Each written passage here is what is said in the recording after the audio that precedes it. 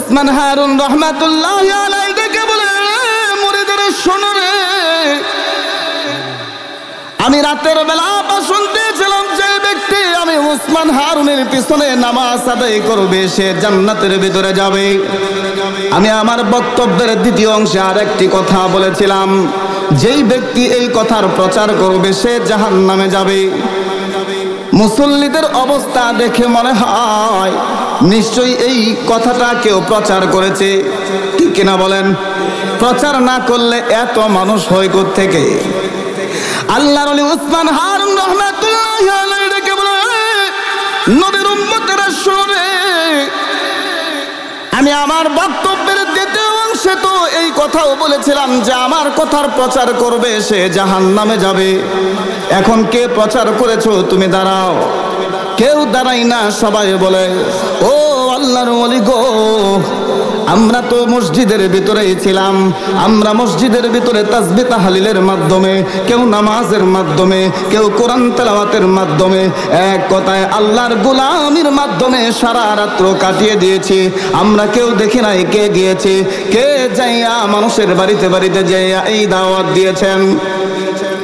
আল্লাহর ওলি উসমান হারুন রাহমাতুল্লাহি আলাইহি বারবার এই কথা জিজ্ঞাসা করার পর কেউ দাঁড়ায় না, কিন্তু একজন তরতাজা যুবক সে দাঁড়ায় বলে, হুজুর, আমি আপনার কথাটা মানুষের সামনে প্রচার করেছি। চিৎকার দিয়ে বলেন না সুবহানাল্লাহ, আর জোরে বলেন না সুবহানাল্লাহ। আল্লাহর ওলি উসমান হারুন রাহমাতুল্লাহি আলাইহি ডেকে বলেন, এ যুবক, তোমার নাম কি? বলে, আমার নাম হলো মঈনুদ্দিন। বলে, কেন তুমি আমার কথার প্রচার করেছো?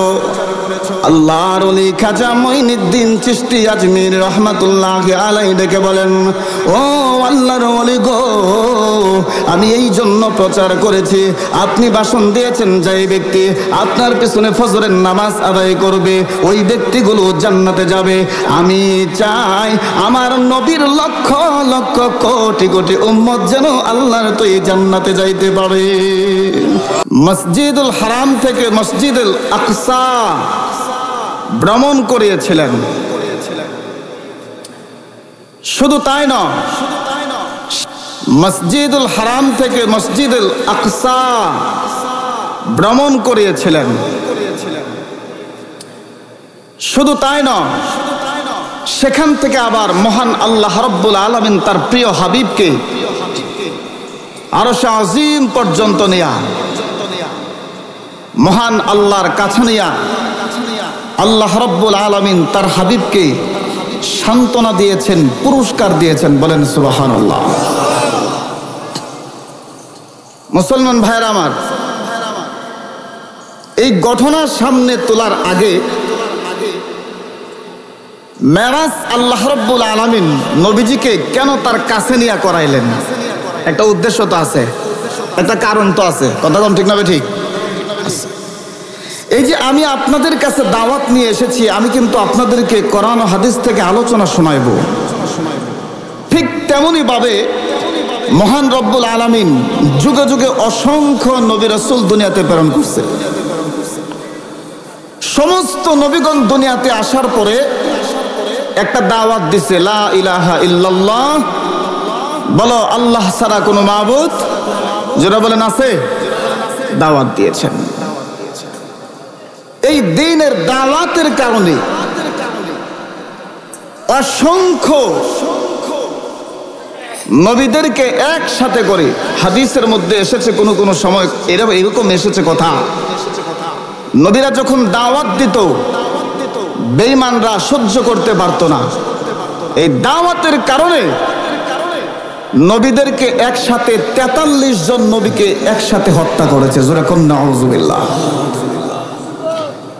কোন নবীকে গলা কেটে হত্যা করেছে, কোন নবীকে মহান রব্বুল আলামিনের এই দাওয়াত দেওয়ার জন্য, আল্লাহর রাস্তায়, দ্বীনের রাস্তায় দাওয়াত দেওয়ার জন্য নবীদেরকে যখন দাওয়াত দেয়, নবীরা যখন দাওয়াত দেয় উম্মতদেরকে, তখন বেঈমানেরা, আমাদের নবী তো শেষ নবী, এরপরে আর কোনো নবী আসবে না, কিন্তু পূর্বে এমনও জামানা চলে গেছে আমাদের নবীর উম্মত যেমন কিয়ামত পর্যন্ত আসতেই থাকবে, পূর্বে এমনও নবী ছিল এক এক জায়গাতে 2-3 করে নবী প্রেরণ করত।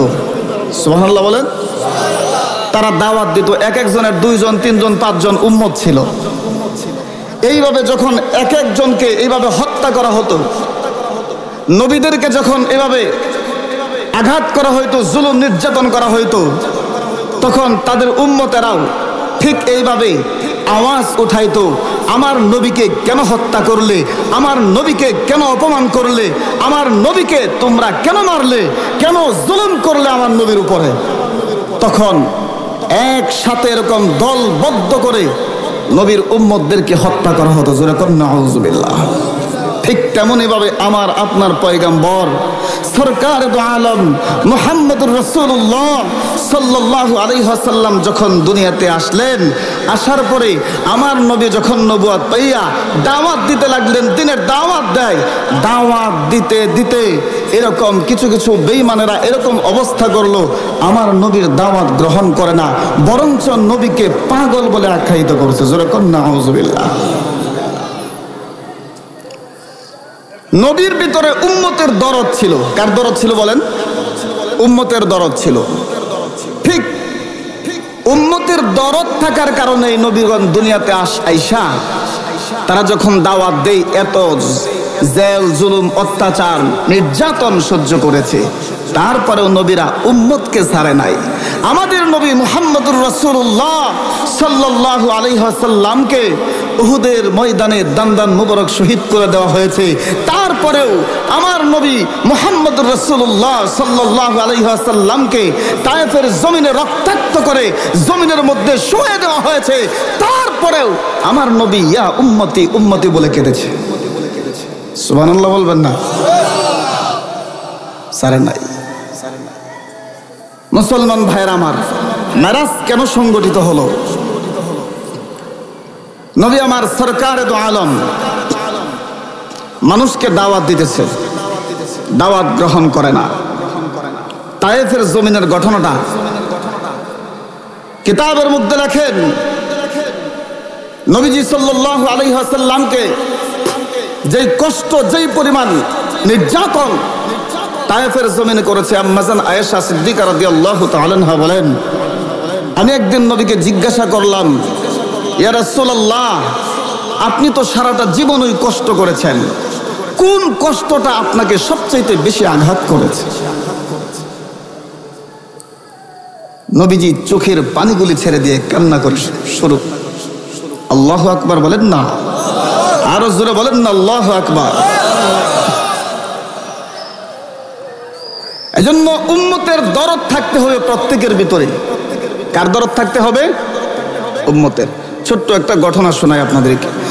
খাজা উসমান হারুন রহমতুল্লাহি আলাইহির নাম শুনছেন না আপনারা? যিনি খাজা মঈনুদ্দিন চিশতি আজমির রহমতুল্লাহি আলাইহির উস্তাদ ছিলেন। তিনি একদিন এশার নামাজের পরে বক্তব্য দিতেছেন, ও আমার মুসল্লিরা, আমার মুরিদেরা, তোমরা শোনো, ফজরের নামাজ যেই ব্যক্তি আমার পেছনে আদায় করবে সে আল্লাহর তো এই জান্নাতে যাবে। আর তো আস্তে কোন সুবহানাল্লাহ। হ্যাঁ, কিন্তু এই কথার যে দাওয়াত দিবে, প্রচার করবে, সে জাহান্নামে যাবে। এই কথা বলে উসমান হারুন রহমতুল্লাহি আলাইহি চলে গেল। মুরিদরা কেউ বুঝতো না এই কথার হাকিকত কি। তিনি বলতেছেন, আমি তো চলেই আসলাম, এই মেসেজটা দেওয়া হয়েছে একটা পরীক্ষা স্বরূপ। সুবহানাল্লাহ বলেন। মুরিদারা সবাই মসজিদে বসা, এক একজন মসজিদে বসে তাসবিহ তাহলিল পড়তেছে, মসজিদে বসে নামাজ পড়তেছে, কেউ হয়তো বাহিরে বের হয় না, কারণ যদি ঘরে যায়, বাড়িতে যায়, রাতের বেলা ঘুমায় যায়, ফজরের নামাজের সময় যদি খোঁজ না পায়, যদি ফজরের নামাজ উসমান হারুনের পিছনে আদায় না করতে পারে, তাহলে জান্নাত থেকে বঞ্চিত হবে। টিকিট তো কেউ ছাড়তে চায় না। কি কন, আপনারা কি জান্নাতে যাইতে চান না?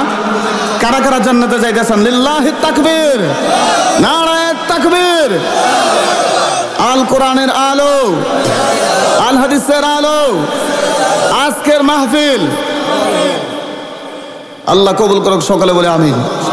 সবাই চলে গেল, একজন চলে গেল মানুষের বাড়িতে বাড়িতে, ঘরে ঘরে যাইয়া রাতের গহীন অন্ধকারে মানুষকে ডাকতেছে আর বলতেছে, হে এ নবীর উম্মতেরা, তোমরা এখনো ঘুমাইতেছো? ওসমান হারুন ভাষণ দিয়েছে, যেই ব্যক্তি ফজরের নামাজ তার পিছনে আদায় করবে সেই আল্লাহ তো জান্নাতে যাবে। আরেকটু জোরে বলেন সুবহানাল্লাহ। ওসমান হারুন রহমাতুল্লাহি আলাইহি চলে গেল বাড়িতে। মুসল্লিরা কেউ মসজিদ থেকে বের হয় না। মসজিদের ভিতরে কিছু কিছু মুসল্লিরা তাসবিহ তাহলিল পড়ে, কেউ কোরআন তেলাওয়াত করে, কেউ নামাজের মাধ্যমে সারা রাত্র কাটায় দিল। বাড়িতে কেউ যায় না, যদি বাড়িতে যায় রাতের গহীন অন্ধকারে। রাতের বেলা যদি সে ঘুমায় যায়, যদি ফজরের আজানের সময় খোঁজ না পায়, তাহলে জান্নাতে যাওয়ার জন্য যে টিকিট মেসেজ পেয়েছিল এটা বাতিল হয়ে যাবে। আল্লাহর ওলি উসমান হারুন রহমাতুল্লাহি আলাইহি চলে গেল। মুরিদেরা কেউ বুঝতে পারলো না এই কথার হাকিকত কি, কেন উসমান হারুন এমন কথা বলল। একজন চলে গেল মানুষের বাড়িতে বাড়িতে যাইয়া, দুয়ারে দুয়ারে যাইয়া রাতের গহীন অন্ধকারে ডাকাডাকি করে আর বলে, কে আছো? ও নবীর উম্মতেরা রে, তাড়াতাড়ি ওঠো। উসমান হারুন ভাষণ দিয়েছে, যে ব্যক্তি ফজরের নামাজ তার পেছনে আদায় করবে ওই ব্যক্তিগুলি আল্লাহর তৈ জান্নাতের ভিতরে ঢুকে যাবে। চিৎকার দিয়ে বলেন না সুবহানাল্লাহ। মানুষের বাড়িতে বাড়িতে যাইয়া, দুয়ারে দুয়ারে যাইয়া রাতের গহীন অন্ধকারে আল্লাহর ওলি খাজা মঈনুদ্দিন চিশতি আজমিরি রহমাতুল্লাহি আলাইহি তখন যুবক বয়স, মানুষের বাড়িতে বাড়িতে যাইয়া এইভাবে মেসেজ পাঠিয়ে দিলেন। তাদেরকে ডাকলেন, বলে তোমরা মসজিদে যাইয়া উসমান হারুনের পিছনে নামাজ আদায় করো, তোমরা জান্নাত পাইবা। সুবহানাল্লাহ বলে। ফজরের নামাজের আযান শুরু হয়ে যাওয়ার পর মুসল্লিরা যারা মসজিদে ছিল তারা তো মসজিদে আছে, বাড়িঘর থেকে এক একজন দলে দলে দলে দলে মসজিদের ভিতরে চলে আসছে। আল্লাহর ওলি উসমান হারুন রহমাতুল্লাহি আলাইহি মসজিদে যাইয়া নামাজ আদায় করলেন। নামাজের মুসল্লায় দাঁড়াইয়া দেখা হয় রে মুসল্লির অভাব নাই। সুবহানাল্লাহ বলেন। নামাজ শেষ করলেন, ডান দিকে সালাম ফিরায়, বাম দিকে সালাম ফিরায়, তাকাইয়া পিছনের দিকে দেখে এত পরিমাণ মুসল্লির অভাব নাই। যেই মসজিদের ভিতরে এক কাতার, দেড় কাতার, দুই কাতার মুসল্লি হয়, ওই মসজিদের ভিতরে আজকে মসজিদ ভরে গেছে, বারান্দা ভরে গেছে, মসজিদের উঠান বাড়ি সব ভরে গেছে। মসজিদের উঠান বাড়ি ভরে এমন একটা জায়গা খালি নাই যেই মসজিদের মধ্যে এক কাতার, দেড় কাতার মুসল্লি হয়, ওই জায়গায় গোটা মসজিদ ভরে, বারান্দা ভরে, মসজিদের উঠান বাড়ি সব ভরে গেছে মুসল্লি। কারণ এই লোকগুলি চায় উসমান হারুনের সাথে যেন আল্লাহর তৈ জান্নাতের ভিতরে থাকতে পারে।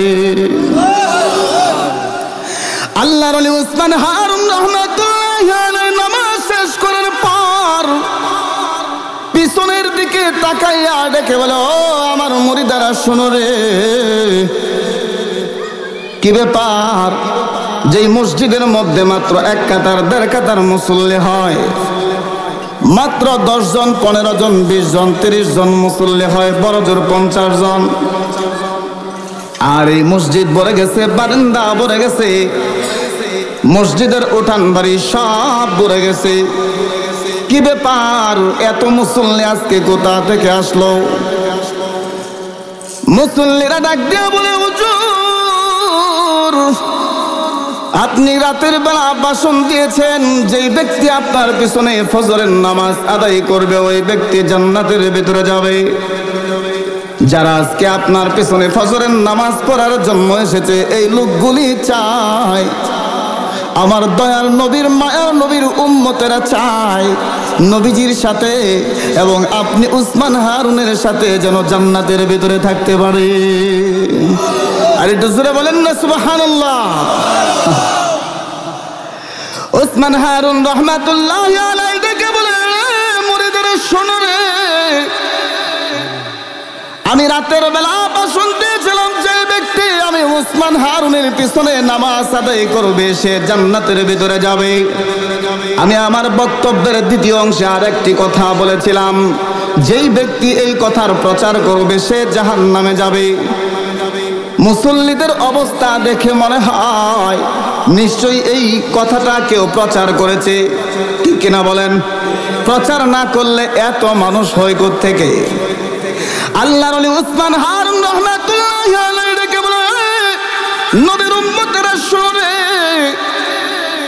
আমি আমার বক্তব্যের দ্বিতীয় অংশে তো এই কথাও বলেছিলাম যে আমার কথার প্রচার করবে সে জাহান্নামে যাবে। এখন কে প্রচার করেছো তুমি দাঁড়াও? কেউ দাঁড়াই না, সবাই বলে ও আল্লাহর ওলি গো, আমরা তো মসজিদের ভিতরেই ছিলাম, আমরা মসজিদের ভিতরে তাসবিহ তাহলিলের মাধ্যমে, কেউ নামাজের মাধ্যমে, কেউ কোরআন তেলাওয়াতের মাধ্যমে, এক কথায় আল্লাহর গোলামির মাধ্যমে সারা রাত্র কাটিয়ে দিয়েছি।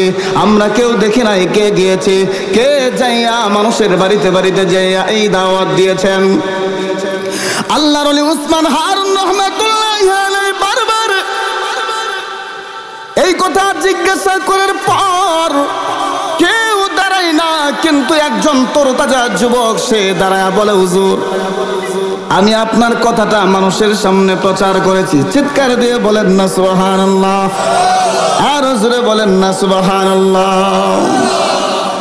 আল্লাহর ওলি উসমান হারুন রাহমাতুল্লাহি আলাইহি ডেকে বলেন, এ যুবক তোমার নাম কি? বলে আমার নাম হলো মঈনুদ্দিন। বলে কেন তুমি আমার কথার প্রচার করেছো? আল্লাহর ওলি খাজা মঈনুদ্দিন চিশতি আজমির রহমাতুল্লাহি আলাইহি ডেকে বলেন, ও আল্লাহর ওলি গো, আমি এই জন্য প্রচার করেছি, আপনি ভাষণ দিয়েছেন যে ব্যক্তি আপনার পিছনে ফজরের নামাজ আদায় করবে ওই ব্যক্তিগুলো জান্নাতে যাবে। আমি চাই আমার নবীর লক্ষ লক্ষ কোটি কোটি উম্মত যেন আল্লাহর তো এই জান্নাতে যাইতে পারে। এটা জোরে বলেন না। নবীর দরদ আছে, কি কহেন? হক্কানি উলামায়ে কেরামদের ভিতরে সেই উম্মতের দরদ আছে। সুবহানাল্লাহ বলেন। আল্লাহর ওলি উসমান হারুন ডাক দিয়া বলে, যুবক আমি আমার বক্তব্যে যে বলেছিলাম যে আমার কথার প্রচার করবে সে জাহান্নামে যাবে, তাহলে তুমি কি জাহান্নামে যেতে চাও নাকি? মঈনুদ্দিন চিশতি আজমির রহমাতুল্লাহি আলাইহি চোখের পানিগুলি ছেড়ে দিয়ে কান্দে আর ডেকে ডেকে বলে, ও আল্লাহর ওলি গো, আমি কেন দাওয়াত দিয়েছি জানেননি? আমি খাজা মঈনুদ্দিন, আমি মঈনুদ্দিন একবার জাহান্নামে যাওয়ার কারণে যদি আমার নবীর লক্ষ লক্ষ কোটি কোটি উম্মত জান্নাতে যাইতে পারে, আমি চাই একবার নয়, দুইবার নয়, 1000 বার আমি জাহান্নামে যাইতে রাজি আছি। তারপরেও আমি চাই আমি মঈনুদ্দিন একা জাহান্নামে যাওয়ার কারণে আমার নবীর লক্ষ লক্ষ কোটি কোটি উম্মত যেন জান্নাতে যাইতে পারে। সরকারে তো আলমের কথা বলতেছিল উসমান হারুন রাহমাতুল্লাহি আলাইহি। মঈনুদ্দিন চিশতি আজমিরি রহমাতুল্লাহি আলাইহির কথাগুলি শুনতেছিল। মঈনুদ্দিন চিশতি আজমিরি চোখের পানিগুলি ছেড়ে দিয়ে কান্দে আর ডেকে ডেকে বলে, ও আল্লাহর ওলি গো, কেনই বা আমি দ্বীনের দাওয়াত দিব না? কেনই বা আমি দ্বীনের দাওয়াত দিব না? আমার দয়ার নবী মায়ার নবী এই দুনিয়ার জমিনে কম কষ্ট করে নাই এই দ্বীনের দাওয়াত দেওয়ার জন্য। আমার দয়ার নবী মায়ার নবী দ্বীনের দাওয়াত দেয়। আমার নবীর দাওয়াতে আমার নবীর চেহারা মুবারক দেখে হাজার হাজার কাফের মুসলমান হয়ে গেছে। চিৎকার দিয়ে বলেন না সুবহানাল্লাহ। সরকারে দো আলম নবী আমার কষ্টের জীবনে যেই দিন এই দিনের দাওয়াত নিয়ে তায়েফের জমিনে যায়, দয়ার নবী মায়ার নবী আমার তায়েফের জমিনে যেদিন যায়, আহারে নবীর কত কষ্ট। নবী আমার দ্বীনের দাওয়াত দেয়, দ্বীনের দাওয়াত দেয়, তায়েফের জমিনের বেঈমানেরা আমার নবীর দাওয়াত গ্রহণ করে না। আমার নবী যখন রাস্তা দিয়ে হাঁটে, বেঈমানেরা আমার নবীকে পাগল বলে আখ্যায়িত করে। জোরে কন্যা নাউজুবিল্লাহ। মঈনুদ্দিন চিশতি আজমিরি রহমাতুল্লাহ আলাই চোখের পানিগুলি ছেড়ে দেয় আর এই ঘটনাটা বর্ণনা করে। সুবহানাল্লাহ বলেন। আমার দয়ার নবী মায়ার নবী তায়েফের জমিনে দ্বীনের দাওয়াত নিয়ে যাওয়ার পর আমার নবীর দাওয়াত গ্রহণ করে না, বরং ওই বেঈমানেরা আমার নবীর পিছনে ছোট্ট ছোট্ট বাচ্চাদেরকে লেলিয়ে দিয়েছে, যুবকদেরকে লেলিয়ে দিয়েছে। আমার নবী দাওয়াত দেয়, দাওয়াত গ্রহণ করে না। ওই বেঈমানেরা আমার নবীর বিরুদ্ধে ছোট্ট ছোট্ট বাচ্চাদেরকে লেলিয়ে দিয়েছে। আর তারা ডেকে ডেকে বলে, মক্কা থেকে একজন পাগল এসেছে, জোরে কন্না নাউজুবিল্লাহ। সে কোন আল্লাহর দাওয়াত দেয়? এক আল্লাহর দাওয়াত দেয়, আল্লাহ ছাড়া নাকি কোনো মাবুদ নাই। এইভাবে যখন দাওয়াত দেয়, মক্কার বেঈমানেরা আমার নবীর দাওয়াত গ্রহণ করে না, না করার কারণে দুষ্ট যুবকদেরকে লেলিয়ে দেয়। আহারে আম্মা জান আয়েশা সিদ্দিকা রাদিয়াল্লাহু তাআলা আনহা বলেন, ও নবী গো, কোন কষ্টটা আপনার সবচাইতে বড় আঘাত লেগেছে? আমার নবী ডাক দিয়া বলেন, আয়েশা, আমার জীবনের সবচাইতে বড় কষ্ট হয়েছিল সেদিন, যেই দিন আমি দ্বীনের দাওয়াত নিয়ে তায়েফের জমিনে গিয়েছিলাম। নবী আমার সরকার দু আলম বলেন, দুষ্ট কাফের বেঈমানেরা হাতের মধ্যে পাথর নিয়া, যুবকেরা পাথর নিয়া আমি নবীর গায়ে এমন ভাবে পাথর মারে, বৃষ্টি পড়লে যেরকম টপ টপ একের পর এক বৃষ্টির ফোঁটাগুলি পড়তে থাকে। নবী আমার সরকার দু আলম ডাক দেয়া বলে, আয়েশা রে, এক একটা পাথর যখন আমার কপাল মোবারকে লাগে, আমার গাল মোবারকে লাগে, আমার শরীরের মধ্যে লাগে, সেই দিন আমি নবী কেঁদে দিয়েছিলাম। সবচাইতে বড় কষ্টের জীবন ছিল আমার সেই দিন, যেদিন তায়েফের জমিনে আমি দ্বীনের দাওয়াত দেই। এই দুষ্ট যুবকেরা আমার নবীর গায়ে পাথর মারে আর পাগল বলে আখ্যায়িত করে। আল্লাহর নবীর প্রিয় সাহাবী হযরতে যায়েদ রাদিয়াল্লাহু তাআলা আনহু, নবীজির পালিত পুত্র হযরতে যায়েদ রাদিয়াল্লাহু তাআলা আনহু কিতাবের মধ্যে লেখেন, আমার নবীর সামনে যাইয়া এইভাবে দুইটা হাত উঁচু করে এইভাবে আমার নবীর সামনে যাইয়া পাখির মতো দুইটা হাত এইভাবে পাখির ডানার মতো মেলে দিয়া আমার নবী রাহমাতুল লিল আলামিনের সামনে যাইয়া আমার নবীর সাহাবী হযরতে যায়েদ ডাক দিয়া বলেন, ও তায়েফের যুবকেরা, কেন রে আমার নবীর গায়ে এইভাবে তোমরা পাথর মারো? কেন রে আমার নবীর গায়ে এইভাবে পাথর মারো? তোমরা কি চিনো না? তোমরা কি জানো না? আমার দয়া নবী, মায়ার নবী, মক্কার আব্দুল্লাহর ছেলে, তার মা নাই, বাবা না। আয়েশা সিদ্দিকা রাদিয়াল্লাহু তাআলা আনহুকে ডেকে ডেকে বলেন, আম্মা জান যখন জিজ্ঞাসা করেন, ও রহমতের নবী গো, কোন কষ্টটা আপনার সবচাইতে বড় আঘাত লেগেছে? আমার নবী চোখের পানিগুলি ছেড়ে দেয় আর ডেকে ডেকে বলে, আয়েশা রে, সবচাইতে বড় কষ্ট ছিল আমার সেই দিন, যেদিন তায়েফের জমিনে আমি দ্বীনের দাওয়াত নিয়ে যাই।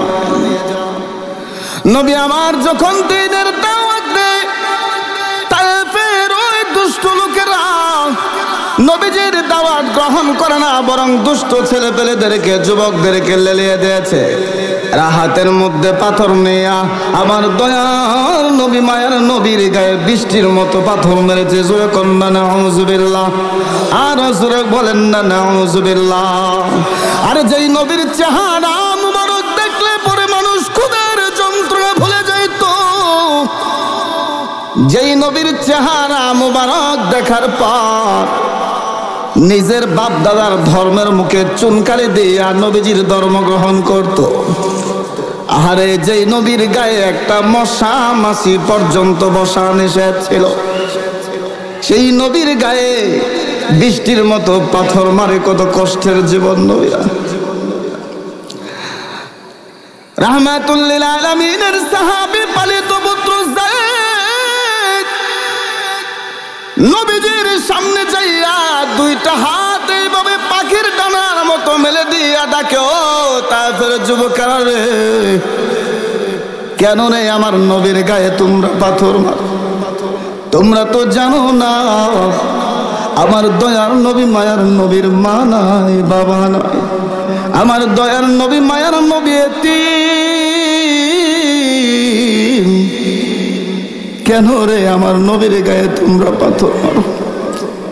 আমার আল্লাহ ডাক দেয়া বলেন, জিব্রাইল রে, আমার নবী এত কষ্ট করেছে, আর কোনদিন আমার নবী এত কষ্ট করে। জিব্রাইল যা রে যা, আমি যেই মানুষগুলিরে বানাইলাম ওই মানুষগুলি আমাকে যদি কষ্ট দেয়, আমি নবীকে, আমি আল্লাহকে যদি গালি দেয়, আমি আল্লাহকে যদি গালি দেয়, আমি আল্লাহর অবাধ্যতা করে, আমার এত কষ্ট লাগে না যেই পরিমাণ কষ্ট আমার নবী কষ্ট পাইলে আমি আল্লাহর গায়ে লাগে। সুবহানাল্লাহ বলেন। আল্লাহ পাক ডাক দিয়ে বলেন, রে জিবরাইল যাও যাও, এই মুহূর্তে তায়েফের জমিন তাকে উল্টায় দাও, যারা আমার নবীকে কষ্ট দিয়েছে এদের একটাও যেন জীবিত না তাকে ধ্বংস করে দাও। জিব্রাইল আলাইহিস সালাম চলে আসছে রাহমাতুল লিল আলামিনের কাছে। ও রহমতের নবী গো, অনুমতি যদি দেন, এই তায়েফের যুবকেরা, তায়েফের দুষ্ট বেঈমানেরা যারা আপনার উপরে এভাবে নির্যাতন করতেছে, ও নবী গো, আল্লাহ পাক রব্বুল আলামিন আপনার এই কষ্ট, আপনার এই আঘাত বরদাস্ত করতে পারে না। চিৎকার দিয়ে বলেন না সুবহানাল্লাহ। জিবরাইল আলাইহিস সালাম ডেকে বলেন, নবী গো, আপনি যদি একবার শুধু অনুমতি দেন, এই তায়েফের জমিনটাকে উল্টায়া দেব, একটা বেঈমানের বাচ্চাকে আর বাঁচতে দেব না, সব ধ্বংস করে দেব। এমনি মুহূর্তে আমার দয়ার নবী মায়ার নবী চোখের পানিগুলি ছেড়ে দেয় আর কান্না করে, ও জিবরাইল রে, এই যুবকেরা যদি আমাকে চিনত, এই তায়েফের জমিনের এই বেঈমানগুলি যদি আমাকে চিনত, তারা কখনোই আমার গায়ে পাথর মারত না। এরা আমাকে চিনে না, এই জন্য আমাকে পাথর মারে। রহমতের নবী আমার চোখের পানিগুলি ছেড়ে দিয়ে কান্দে আর ডেকে বলে, জিবরাইল না রে জিবরাইল না, আমার উম্মত গুলিকে এই মুহূর্তে যদি ধ্বংস করে দেওয়া হয়, কারণ এরা তো আমাকে চেনে না। জিবরাইল রে, না না, আমি দ্বীনের দাওয়াত দেই। দেখেন এত কষ্ট সহ্য করার পরেও কিতাবের মধ্যে লিখেছেন, নবী আমার পাথরের আঘাতে রক্তাক্ত হয়ে জমিনে পড়ে যায়। আল্লাহর নবীর পালিত পুত্র যায়েদ রাদিয়াল্লাহু তাআলা আনহু নবীকে সান্ত্বনা দেয়, আর নবীজির সামনে যাইয়া বেঈমান কাফের দুষ্টদেরকে এরকম ভাবে সে বলে, এ যুবকেরা, পাথর মারিস না, তোরা না চিনে আমার নবীকে আঘাত করতেছ, জানোস না যেই নবীর গায়ে মশা মাছি পর্যন্ত বসা হারাম ছিল। এ যুবকেরা, কেন রে আমার নবীর গায়ে পাথর মারস? দেখেন আশিকে রাসূল কাকে বলে। সাহাবীরা তো নবীর সামনে যাইয়া এইভাবে বুক পেতে দিয়েছে। সাহাবী ডাক দিয়া বলে, যায়েদ রাদিয়াল্লাহু তাআলা আনহু ডাক দিয়া বলে, এ যুবকেরা, আর পাথর মারিস না, আমার নবীর গায়ে মারিস না, যত পাথর আছে আমি যায়েদের বুকে মার, তারপরেও আমার নবীর গায়ে যেন একটা পাথর না লাগে। চিৎকার দিয়ে বলেন না সুবহানাল্লাহ। যেই নবীর জন্য সাহাবীরা এত পাগল ছিল, জীবন দিতে প্রস্তুত ছিল, যে নবীর এত কষ্ট মহান আল্লাহ তাআলা বরদাস্ত করতে পারে না, আরে সেই নবীর প্রতি আজকে মুসলমানের সন্তানের মায়া মহাব্বত নাই। নবীর উম্মতের প্রতি মুসলমানের সন্তানের মায়া মহাব্বত নাই। কথা কোন ঠিক না বেঠিক? এই জন্যই তো নাস্তিকের বাচ্চারা আমার নবীকে গালি দেওয়ার সাহস পায়, আমার নবীকে গালি দেওয়ার সাহস পায়, আমার নবীকে খতমে নবুয়াত বিশ্বাস করে না। একদল আছে কাদিয়ানি, যারা আমার নবীর বিরুদ্ধে সব সময় কথা লেগে যায়, কথা বলে যায়। কথা কোন ঠিক না ঠিক? আজকে মুসলমানের সন্তানের ভিতরে যদি নবীর মুহাব্বত থাকতো, নবীর উম্মতের মুহাব্বত থাকতো, কোন মুসলমানের সন্তান যাত্রার স্প্যান্ডেলে যাইতে পারতো না। কথা কোন ঠিক না ঠিক? কোন মুসলমানের সন্তান গানের অনুষ্ঠানে যাইতে পারতো না, সিনেমায় যাইতে পারতো না।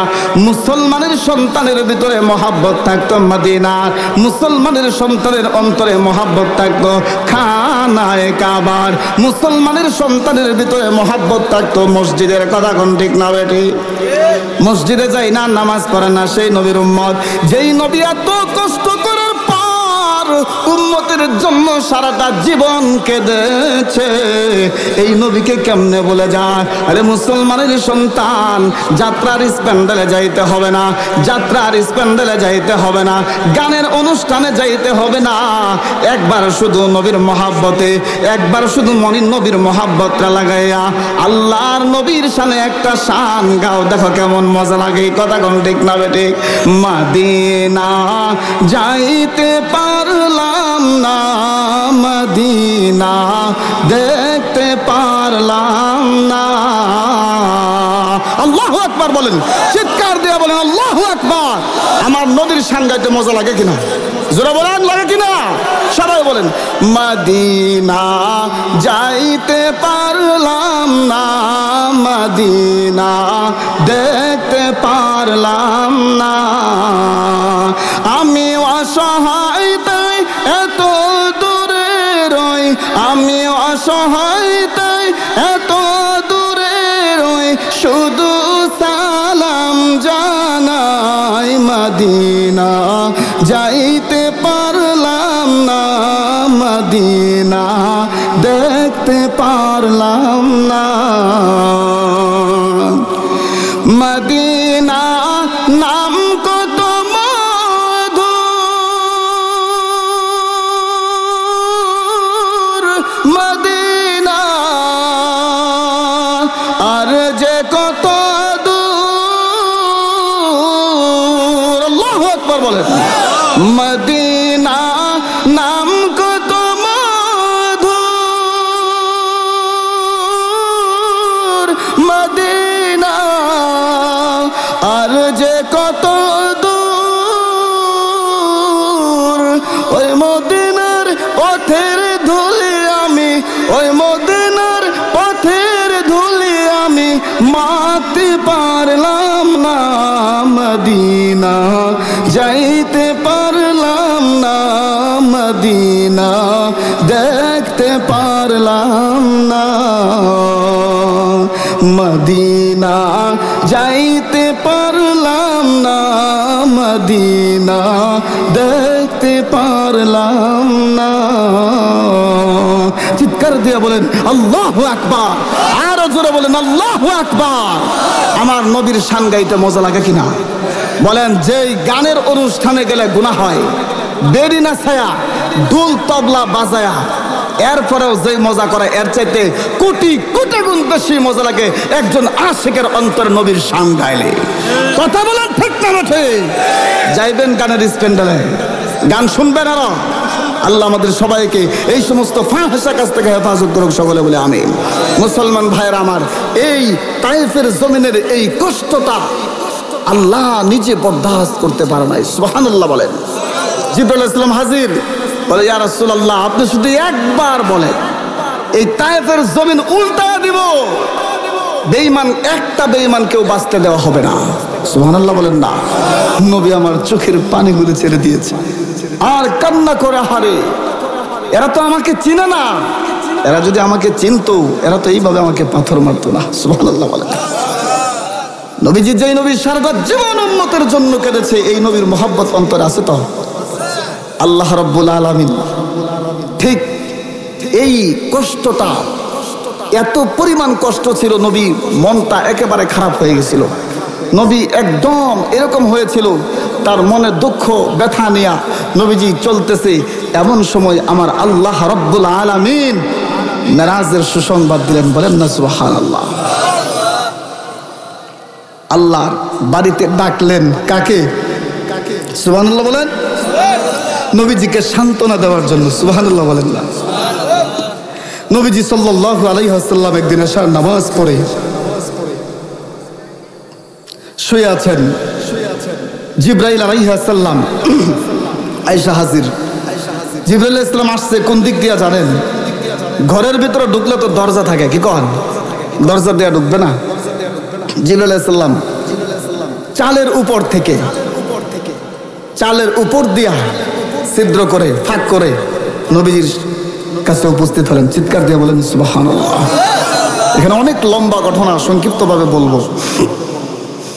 মুসলমান ভাইয়ের আমার, জিবরাইল আলাইহিস সালাম আয়েশা নবীজিকে সরাসরি ডাক দিলেন না, মাথায়ও হাত দিলেন না।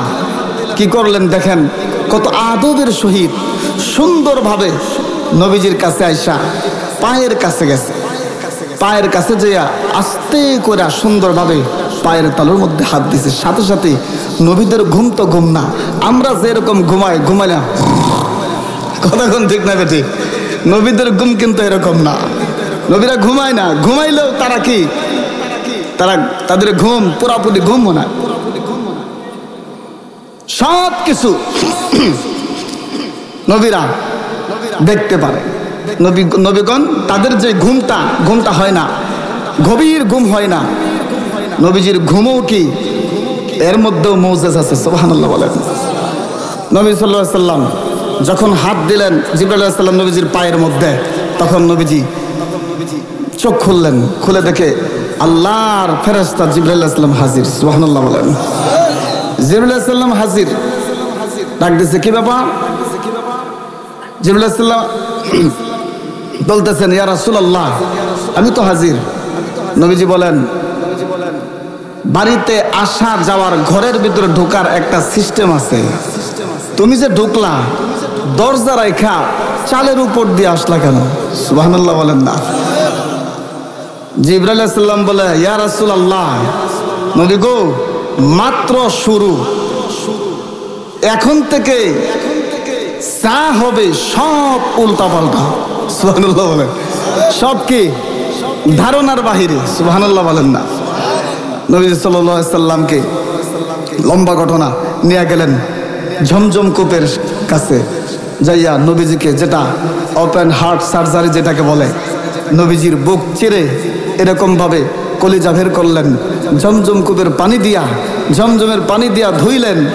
এরপর আপনার লাগাইলেন নবীজি সাল্লাল্লাহু আলাইহি ওয়াসাল্লামকে মসজিদে হারাম থেকে বুরাকের উপরে উঠাইয়া মসজিদে আকসা পর্যন্ত ভ্রমণ করালেন। চিৎকার দিয়ে বলেন সুবহানাল্লাহ।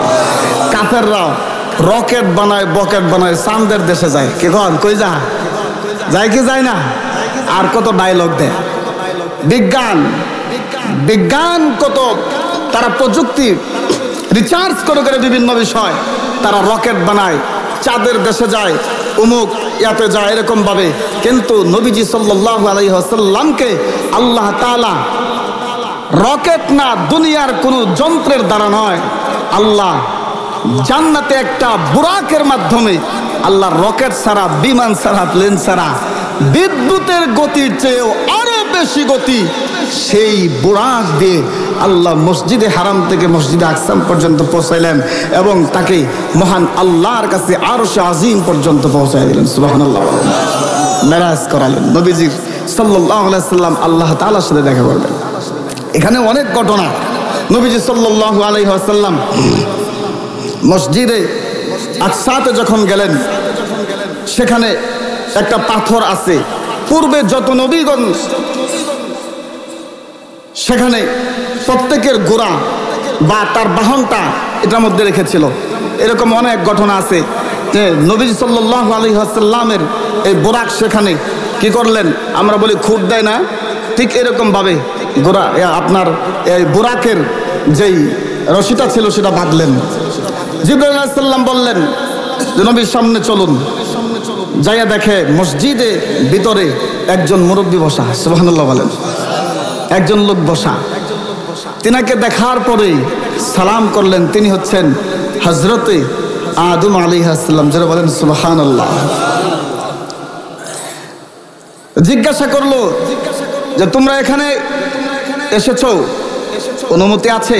জিবরাইল আলাইহিস সালাম বলেন, আমি জিবরাইল, আর যিনি আমার সাথে আসছেন তিনি হলেন মুহাম্মদুর রাসূলুল্লাহ, যিনি বিশ্ব নবী সাল্লাল্লাহু আলাইহি সাল্লাম। এখানেও কথা বললেন। প্রথম আসমান থেকে দেখেন ওই মসজিদের ভিতরে সমস্ত পয়গম্বরদের সাথে দেখা, যত নবী আছে সমস্ত পয়গম্বরদের সাথে সেখানে দেখা।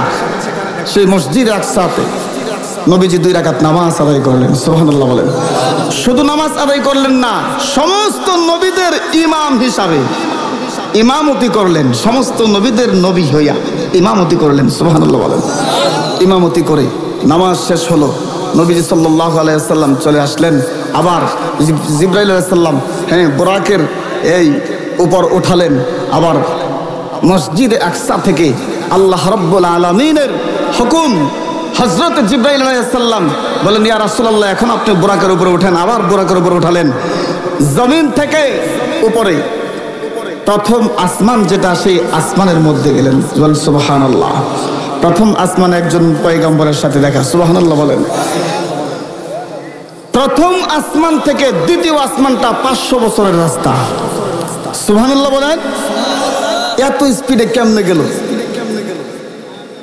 মুহাদ্দিসগণ বলেন যে বুরাকের এক একটা পাওয়ের গতি এমন ছিল যে আপনার চোখের দৃষ্টি যতটুকু যায়, যেমন এখান থেকে দেখতেছেন সূর্যের আলো, সূর্য উঠতেছে না, যে সূর্যটা দেখা যায়, চোখের দৃষ্টি যতটুকু দূরে যায় বুরাকের এক একটা কদম সেই পরিমাণ আগায়। বলেন সুবহানাল্লাহ।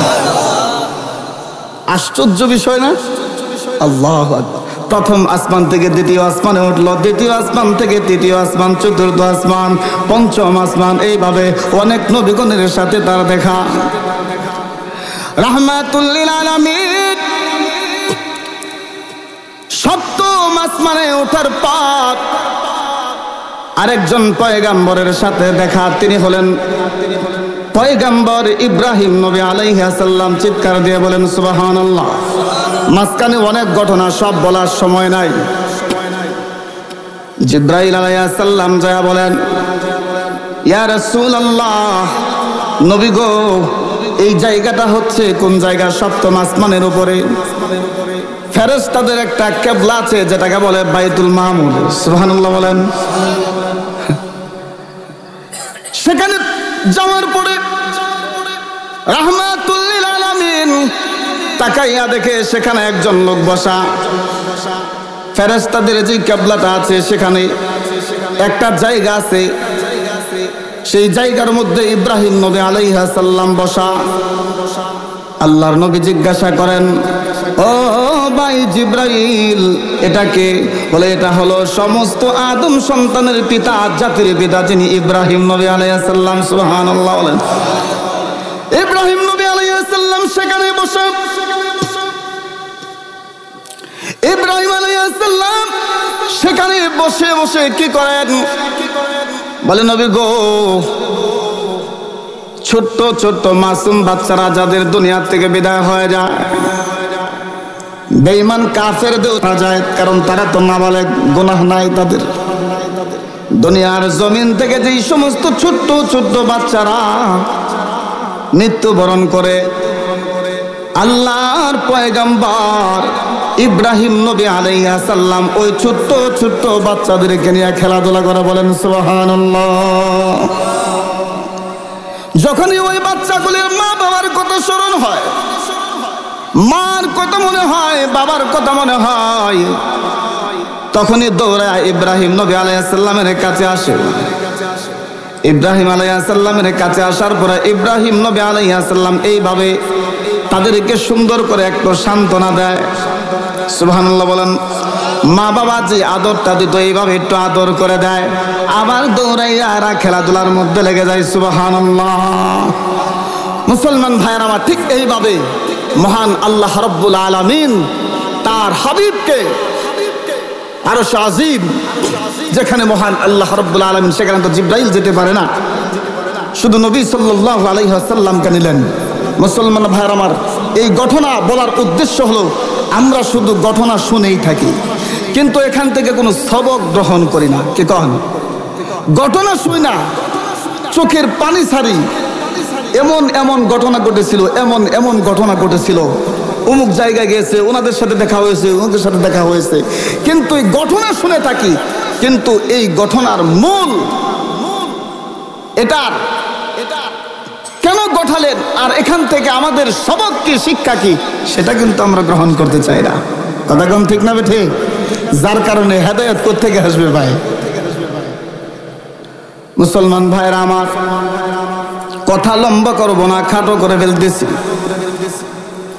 রাহমাতুল লিল আলামিন আল্লাহ রাব্বুল আলামিনের সাথে কথোপকথন অনেক হলো, হওয়ার পরে আমাদের জন্য যেই সবকটা হলো, দেখায় দেখেন, নবীজি দুনিয়া থেকে মেরাজ করেছেন, আল্লাহর কাছে যাইয়া নবীজি আল্লাহ রাব্বুল আলামিনের সাথে দেখা করলেন, কথাবার্তা হলো।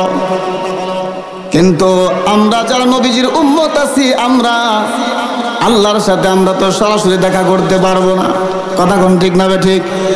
নবীজি মেরাজ করেছেন, আল্লাহ তার হাবিবকে নিয়ে গেছেন তার বাড়িতে, কিন্তু আমরা কোথায় যাব? কথা কোন ঠিক না বে ঠিক? রাহমাতুল লিল আলামিন আল্লাহ রাব্বুল আলামিনের সাথে কথা বলার পর যখন ফিরে আসবেন, আল্লাহ রাব্বুল আলামিন আমার নবীকে পুরস্কার দিয়েছেন। সুবহানাল্লাহ বলেন। কে দিয়েছেন বলেন? পুরস্কার, সান্ত্বনা দিয়েছেন। নবী গো, তায়েফের জমিনে তো রক্ত কম ঝরান নাই, অনেক কষ্ট করেছেন, এই জন্য আমি আল্লাহ রাব্বুল আলামিন আপনাকে আমার কাছে আইনা, আমার বাড়িতে দাওয়াত করে আইনা আপনাকে সান্ত্বনা দিলাম। সুবহানাল্লাহ বলেন। নিয়ে আসলেন কি আমাদের জন্য? আমাদের জন্য নিয়ে আসলেন কি? ঈমান আনার পরে প্রত্যেকটা মানুষের উপরে,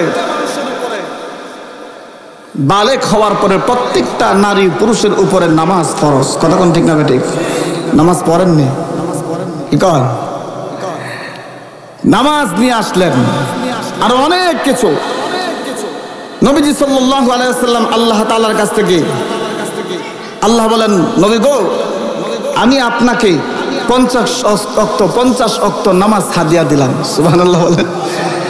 নবীজি সাল্লাল্লাহু আলাইহি ওয়াসাল্লাম হাদিয়া নিয়ে আসতেছে, দেখা মুসা পয়গম্বরের সাথে। সুবহানাল্লাহ বলেন। কার সাথে দেখা? মুসা আলাইহিস সালামের সাথে। মুসা আলাইহিস সালাম ডাক দিয়া বলেন, ও রহমতের নবী গো, আল্লাহ পাক আপনাকে 50 ওয়াক্ত নামাজ দিয়েছেন। শেষ জামানায় আপনার উম্মতরা থাকবে এত দুর্বল, 50 ওয়াক্ত নামাজ তো তারা মেনে নিতে পারবে না, তারা পড়তে পারবে না। আপনি আল্লাহর কাছে যান, একটু আরজ করেন, আল্লাহ তাআলা যেন আরো সহজ করে দেয়। বলেন না সুবহানাল্লাহ। রহমতের নবী আমার জিবরাইলের সাথে পরামর্শ করে, এ ভাই জিবরাইল, বলো না, মুসা পয়গম্বর আলাইহিস সালাম এই কথা বলেছেন, এখন আমরা কি আল্লাহর কাছে যাইতে পারি? জিবরাইল ডাক দিয়া বলেন, নবী গো, মুসা পয়গম্বর যা বলেছে সত্যই বলেছে, আপনি যেতে পারেন, আল্লাহ রাব্বুল আলামিনের কাছে আরো সহজ করে আনতে পারেন। সুবহানাল্লাহ। আল্লাহর কাছে যাইয়া বলে, আল্লাহ, আমার উম্মত এত দুর্বল, এত দুর্বল, আমার উম্মত 50 ওয়াক্ত নামাজ আদায় করতে পারবে না, একটু কি সহজ করে দেওয়া যায়? আল্লাহ পাক ডাক দিয়া বলেন, নবী গো, আমি আপনাকে সহজ করে দিলাম, 10 ওয়াক্ত কমায়া দিলাম। চিৎকার দিয়ে বলেন না সুবহানাল্লাহ। কয়েকটা কমছে? জোরে বলে 10 ওয়াক্ত। আবার চলে আসলেন, পথিমধ্যে দেখা মুসা পয়গম্বর আলাইহিস সালামের সাথে। নবী মুসা পয়গম্বর আলাইহিস সালাম ডেকে বলেন, ও রহমতের নবী গো, আপনার উম্মত এত দুর্বল, 40 ওয়াক্ত নামাজও আপনার উম্মত পড়তে পারবে না। আবার যান আবার চলে গেল। এইভাবে একবার নয় দুইবার নয় বারবার যাইয়া 10 ওয়াক্ত কমায় 5 ওয়াক্ত কমায় শেষ পর্যন্ত আল্লাহ রাব্বুল আলামিন ডাক দিয়া বলেন নবী গো আপনার উম্মতের জন্য আমি আরো সহজ করে দিলাম, দৈনিক 5 ওয়াক্তের নামাজ আমি আপনাকে হাদিয়া দিলাম। আরো জোরে বলেন না সুবহানাল্লাহ। এইবার পয়গম্বর মুসা নবী আলাইহিস সালামের সাথে দেখা। পয়গম্বর মুসা নবী আলাইহিস সালাম দেখে বলে ও রহমতের নবী গো আপনি 5 ওয়াক্ত নামাজ নিয়ে এসেছেন, এটাও তো আপনার উম্মতেরা পারবে না। এখন আমার আপনার পয়গম্বর রহমতের নবী আমার এখন বলেন না না এখন আর আমি আল্লাহর কাছে যেই জায়গা 50 ওয়াক্ত নামাজ থেকে 5 ওয়াক্ত নামাজের মধ্যে নিয়ে এসেছে, এখন নিজের কাছেও তো লজ্জা লাগে। কথা কোন ঠিক না? 5 ওয়াক্ত রহমতে আলম নবী আমার ডাক দিয়া বলে 5 ওয়াক্ত নামাজ আল্লাহ রাব্বুল আলামিন আমাকে সহজ করে দিয়েছেন 50 ওয়াক্ত থেকে 5 ওয়াক্ত। মুসা পয়গম্বরের সাথে কথা বলতেছিল, এমন টাইমে নবী সরকার দো আলম বলেন আমি শুনতে পাই আমার আল্লাহ রাব্বুল আলামিন বলেন এই সহজ করে দিয়া 50 ওয়াক্ত নামাজ থেকে 5 ওয়াক্ত নামাজ সহজ করে দিয়া আমি আল্লাহ আমার বন্ধুকে হাদিয়া দিয়েছি। আর তো জোরে কম না সুবহানাল্লাহ। কয় ওয়াক্ত বলে? 5 ওয়াক্ত। যেই কথা আল্লাহ পাক কোরআনের মধ্যে বলেন নামাজ ফরজ হয়েছে, কথা কোন ঠিক না ঠিক? হ্যাঁ। এখন তো আমাদের সমাজে কত মানুষ আছে নামাজ রোজা না পড়লেও জান্নাতে যাইতে পারে, কি কথা আছে নেই? একটা গল্প শোনাই আপনাদেরকে, মাঝে মধ্যে একটু হাসি দেন লাগে তো নাকি কন? এটা কাশি দেন সবাই। আল্লাহ এক লোক মানছে আমি যদি আমার কাজটা সফলতা অর্জন করতে পারি তাহলে আমার কাজ সাকসেসফুল, আমি শয়তানরে মিষ্টি খাওয়াবো। কারে মিষ্টি খাওয়াবো? শয়তানরে মিষ্টি খাওয়াবো।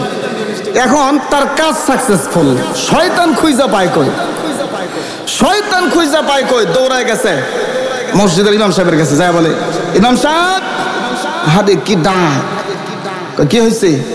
হুজুর আমি তো মানছিলাম শয়তানরে মিষ্টি খাওয়াবো, কিন্তু এখন আমার কাজ তো সাকসেসফুল, মিষ্টির বোতলা হাতে নিয়ে ঘুরতেছি, শয়তান খুঁজে পায় না।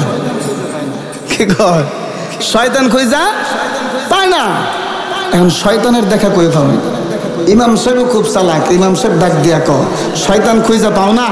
কয় দাঁড়াও, কয় জামে মসজিদের মিনার থেকে যখন দেখবা আল্লাহু আকবারের ধ্বনি চলে আসছে, সুবহানাল্লাহ বলেন। বলেন আপনাদের এলাকায় এই ইউনিয়নের ভিতরে অন্তত 43টা মসজিদ তো আছে না? প্রত্যেকটা মসজিদের মিনার থেকে সুন্দর করে এক একজন মুয়াজ্জিন এক এক কণ্ঠে এক এক সুরে আজান দেয় কি দেয় না? কোন মুয়াজ্জিন দেয় মক্কার সুরে আল্লাহু আকবার আল্লাহু আকবার। আর তো আস্তে করে আল্লাহু আকবার, আরে জোরে বলেন না আল্লাহু আকবার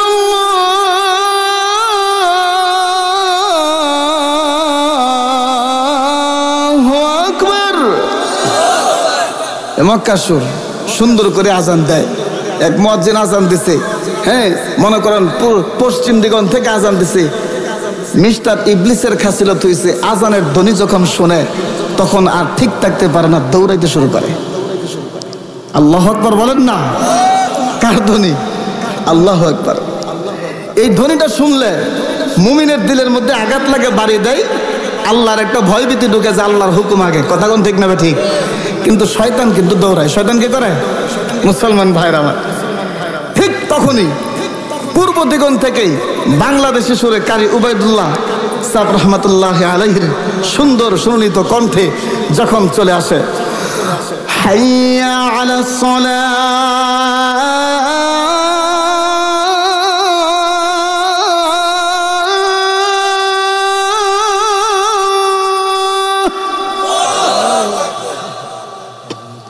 সুন্দর করে হাইয়া আলাস সালাহ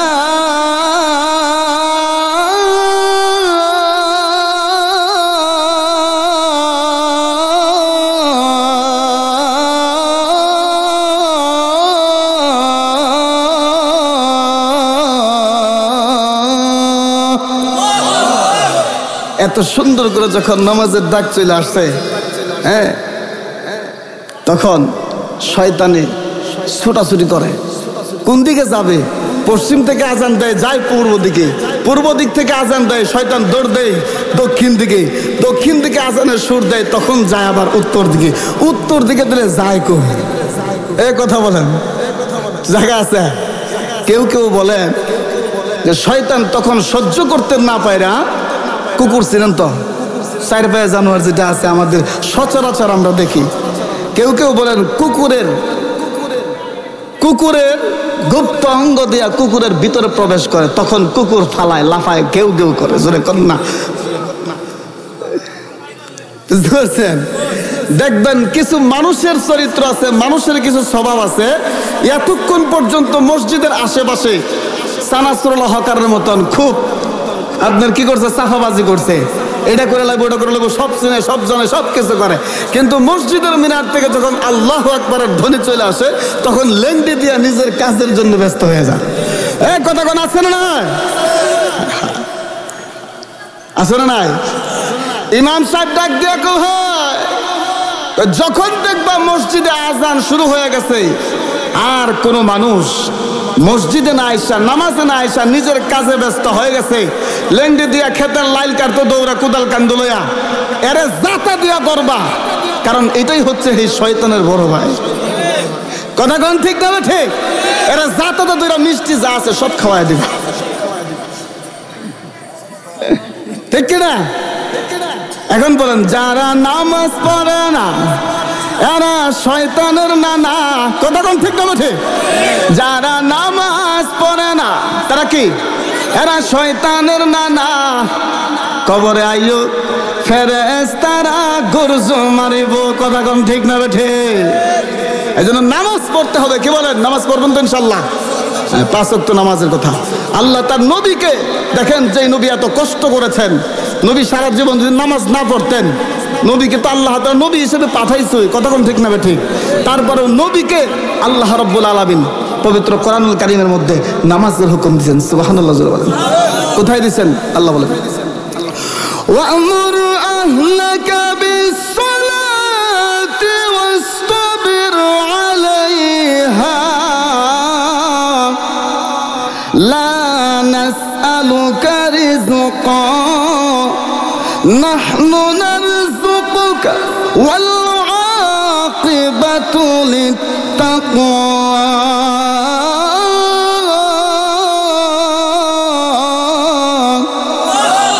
আরো জোরে বলেন আল্লাহু আকবার। আল্লাহ পাক ডাক দিয়া বলেন, নবী গো, আপনি আপনার পরিবার পরিজন সবাইকে নামাজের হুকুম দেন। সুবহানাল্লাহ বলেন না? কিসের হুকুম দেন? নামাজের হুকুম দেন। ওয়াসতাবির আলাইহা, এবং আপনি নিজেও তার উপর অটল থাকুন, আপনি নিজেও নামাজ পড়েন। সুবহানাল্লাহ বলবেন না? আল্লাহ পাক ডাক দিয়া বলেন, লা নাসআলুকা রিজকা, ও নবী গো, আমি আপনার কাছ থেকে রিজিক চাই না। নাহনু নারযুকুকা, আমি আল্লাহ রব্বুল আলামিন আপনাকেই রিজিক দান করি। আর তো জোরে বলেন না সুবহানাল্লাহ? রিজিক দেয় কে? আরো জোরে বলেন, ওয়াল্লাহু খায়রুর রাযিকিন।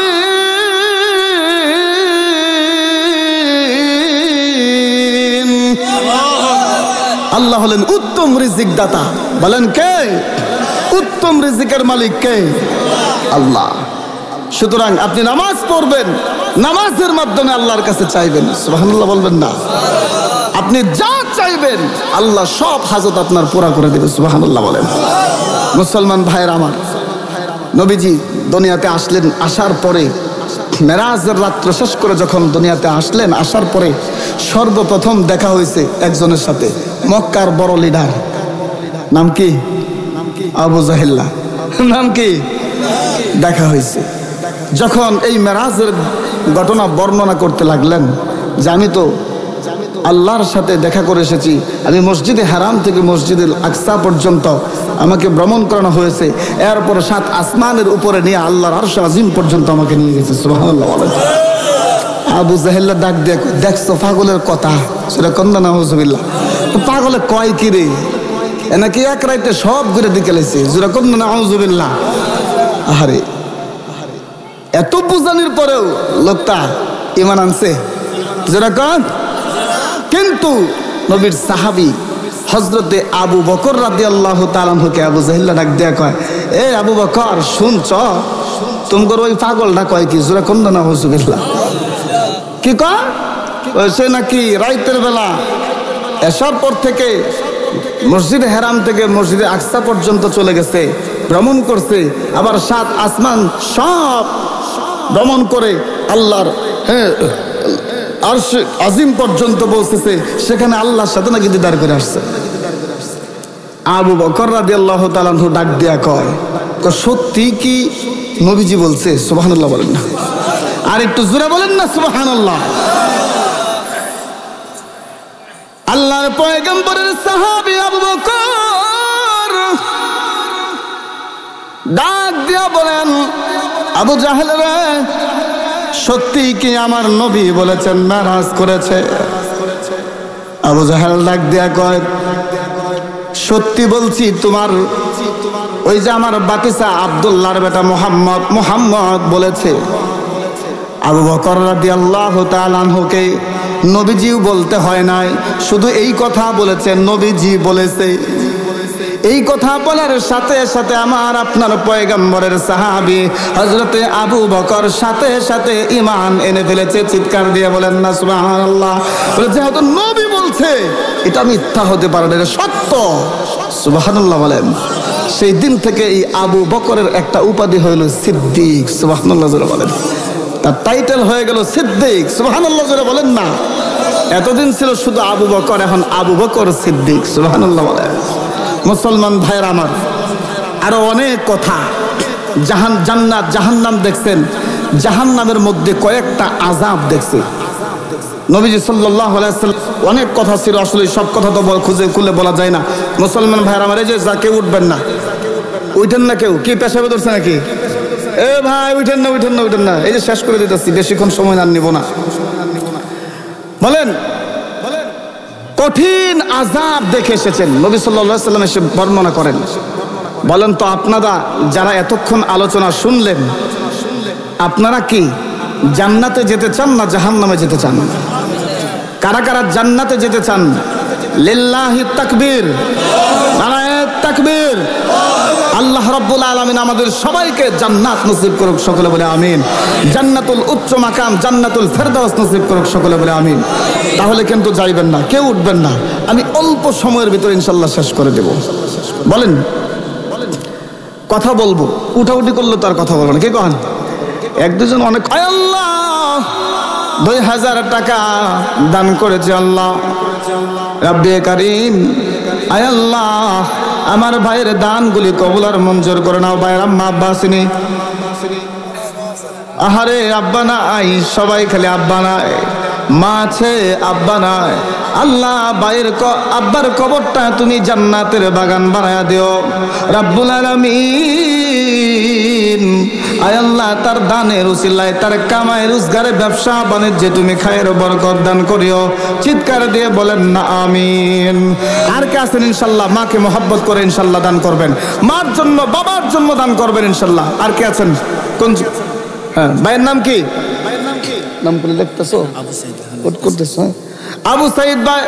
রাব্বুল আলামিন, আল্লাহ তুমি দেখেছো তোমার বান্দা আবু সাইদ ভাই 1000 টাকা দান করলো। আল্লাহ তুমি তার দানগুলি কবুল করে নাও। মা বাবা আসেনি? মা আছে, বাবা নাই। আহারে 5 জন লোক চাইলাম, 5 জন লোকে হাত তুলছে যাদের বাবা নাই। আমি সহ 6 জন লোকের বাবা নাই। আমার আব্বা নাই। আমার আব্বাকে আমি নিজ হাতে গোসল করাইছি। আজ থেকে কমপক্ষে 15 বছর। আমি আমার আব্বাকে যখন আমি হেফজ শেষ করেছি, কোরআনের হাফেজ হয়েছে, আমার আব্বা ইন্তেকাল করেছেন। আমি আমার আব্বার জানাজার নামাজ পড়েছি, নিজ হাতে গোসল করাইছি, নিজ হাতে সাদা কাপড় পরাইছি। আমি আমার আব্বাকে নিজ হাতে অন্ধকার কবরের মধ্যে রাখছি। আয় আল্লাহ তুমি দেখ যারা মুসিবতের মধ্যে আছে, আপনজনদের মধ্যে সকলের মুসিবত দূর করে দাও। চাচার কামাই রোজগারের ব্যবসা বাণিজ্যে তুমি খায়ের বরকত দান করো। চিৎকার দিয়ে সবাই বলেন না আমিন। আর কাছে ইনশাআল্লাহ বলেন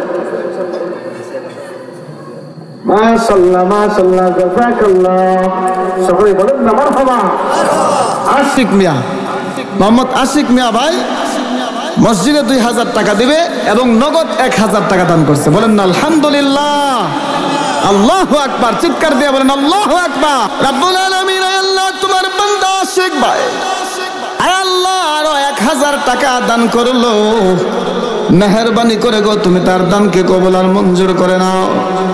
আমার ভাইয়ের মা বাবা আসেনি, আহারে বানা, আয় আল্লাহ আজকে কত যুবক ভাই দেখলাম, বৃদ্ধ বাবাদের দেখলাম, আয় আল্লাহ অনেকের বাবা নাই, বাবার জন্য মহাব্বত করে আয় আল্লাহ তোমার ঘরকে মহাব্বত করে, তোমার কোরআনকে ভালোবেসে আয় আল্লাহ তোমার ঘরে 1000 টাকা দান করলো। মেহেরবানি করে তার দানগুলি কবুল আর মঞ্জুর করে নাও। আয় আল্লাহ এই দানের উসিলায় তার বাবার কবরে আযাব মাফ করে দাও। আয় আল্লাহ এই দানের উসিলায় কামাই রোজগারে ব্যবসা বাণিজ্যে তুমি খায়ের বরকত দিও। চিৎকার দিয়ে বলেন না সকলে আমিন। আর কে আছেন বলেন ভাই, ঘটনাটা শেষ করবো ইনশাল্লাহ। বলেন বলেন আর কে আছেন? কে আছেন? 1000 টাকা দিবেন। 1000 টাকা করে ভাই, অনেক লোক তো আছেন। বলেন না 1000 টাকা তো বেশি না। যে 10,000 15,000 টাকা বেতন ভাই 1000 টাকা দিয়ে দিলে শরীর বাঁচবে না, কি কহা? হ্যাঁ, আর কে আছেন ইনশাল্লাহ বলেন। আমি তো আপনাদের জন্য দোয়া করবো ইনশাল্লাহ। শেষ একটা মুনাজাত হবে ইনশাল্লাহ। বলেন আর কে আছেন? আর কে আছেন? 1000 টাকা দিবেন। আচ্ছা 1000 টাকা, 500 টাকা দিবেন। হ্যাঁ, মোহাম্মদ সুলতান ভাই 1000, 1000 5 না 5000? ও 1000 না? হ্যাঁ, লিল্লাহি তাকবীর। মোহাম্মদ সুলতান ভাই 1000 টাকা। জোরে বলেন না সবাই মারহাবা। আর জোরে বলেন না মারহাবা। রব্বুল আলামিন তুমি দেখেছো তোমার বান্দা সুলতান ভাই আরো 1000 টাকা দান করেছে। আল্লাহ তোমার ওই বান্দার দানগুলি কবুল আর মঞ্জুর করে নাও। মা বাবা উভয়ের মধ্যে কেউ যদি কবরের মধ্যে থাকে আল্লাহ কবরের আযাব মাফ করে দাও। আর যারা জীবিত আছে তাদেরকে নেক হায়াত দান করো, হায়াতে তয়্যিবা দান করো। যারা অসুস্থ তাদেরকে সুস্থতার নিয়ামত দান করো। আয় আল্লাহ ঋণগ্রস্ত থাকলে ঋণ পরিশোধ করার তৌফিক দাও রব্বুল আলামিন। আয় আল্লাহ এই বান্দার দান কবুল করে আল্লাহ কামাই রোজগারে ব্যবসা বাণিজ্যে তুমি খায়ের বরকত দান করিও। চিৎকার দিয়ে বলেন না সবাই আমিন। আর কে আছেন ইনশাআল্লাহ 1000 টাকা? বলেন বলেন বলেন 1500 কে দিবেন? বলেন বলেন, কমায় দিলাম। আর কে আছেন? মহিলা প্যান্ডেলে তো মানুষ আছে, মা বোনেরা আছে। আরে আপনাদের নরসিংদীর মানুষ তো ভালো দানবীর ছিল নাকি কন? দানের দিক দিয়ে তো অনেক অগ্রগামী। আজকে ইনশাল্লাহ একটু মনে হয় কেউ আনছে না নাকি কন? পরে তো দিবেন ইনশাল্লাহ। বলেন না ইনশাল্লাহ। কে দিবেন? আর কে? 1000 টাকা। এই মুরব্বী আসতেছে নাকি এদিকে? আর কে আছেন? আজকে আছেন? বলেন বলেন। গণনাটা শুনবেন না আপনারা? কে কন? শেষ করে দেব নাকি? সময় কাছে হয়ে গেছে।